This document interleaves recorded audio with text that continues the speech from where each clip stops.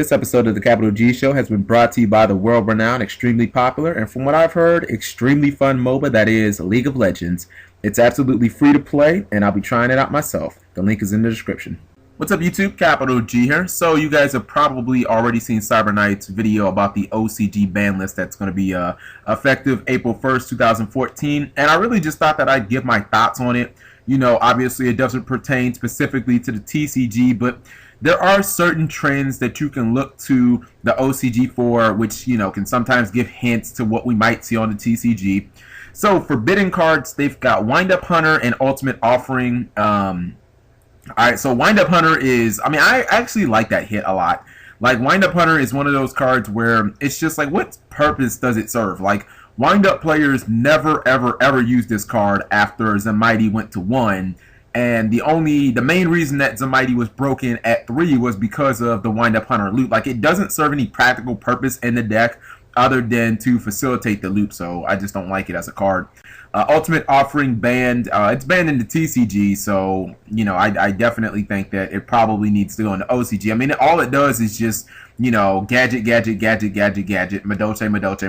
you know what I mean? Just stupid, endless streams of Xyz and monsters that just tutor themselves, and it's just dumb shenanigans.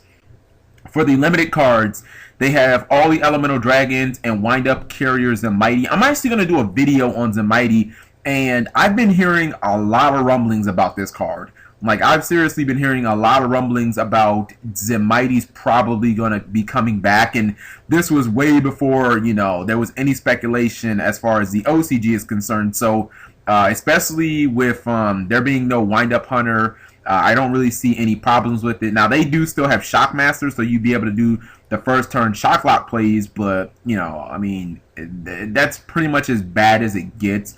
I feel like Zenmaity is a card that can still be at 1. You know, nobody really plays Wind-Ups anymore. The stats on the card are just, you know, they're kind of abysmal. I think that Zenmaity is fine at 1. The dragons, obviously, it goes without saying it needs to be done unless you just want to forever have a dragon-infested format. Let's see, semi-limited cards. Dark Arm Dragon and Sacred Sword of the 7 Stars. Okay, so Sacred Sword, I think in the OCG was at 1, or it may have been at 3. 2 is perfectly fine. Dark Arm Dragon at 2 is like, whoa. I mean, they're giving some serious consistency to decks like Blackwings, because if I'm running Dark Arm Dragon at 1, I'm definitely running it at 2 in decks like Insectors and Blackwings, because it's basically a win condition. Not to mention in the early game, if you have to like allure your Dark Arm away, your opponent still has to basically walk on eggshells, because you can just drop another one, you know, anytime after that. And Dark Arm's one of those cards where when you drop it, you usually win that turn. Next up, no longer limited, Tour Guide from the Underworld, Dark Strike Fighter, Torrential Tribute. This is crazy. Like, Tour Guide is already at 3 in the TCG. Hasn't made a huge impact, to be honest, so I'm cool with that. But Dark Strike Fighter at 3, like, man, I didn't see that shit happening. Like, I mean, if you guys remember, I was like, alright, let's put Dark Strike Fighter at 1 with the Errata and just see how things go. Konami's like, let's just put that shit at 3. Like, again, I'm always a little scared because the card can do 4k damage on its own.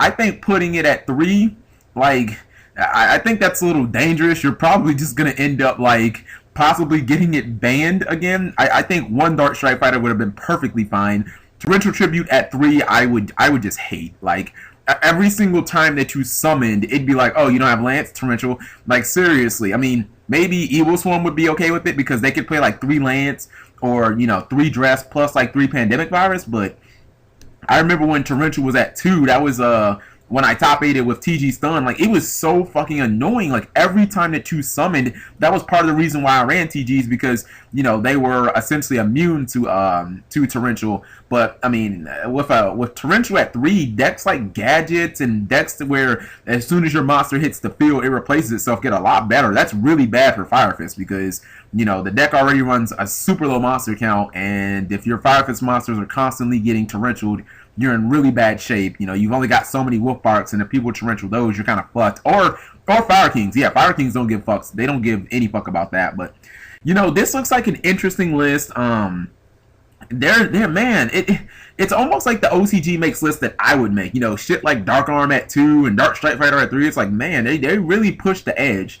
I don't think that we'll see anything like this in the TCG. The only thing I see on here that I think is going to translate to the TCG, I think Wind Up Hunter Zenmaity might come back, or Wind Up Carrier Zenmaity might come back, and I think we might see Dark Strike Fighter at 1. So let me know what you think of this list. Is it just completely crazy? Stuff like Torrential at 3.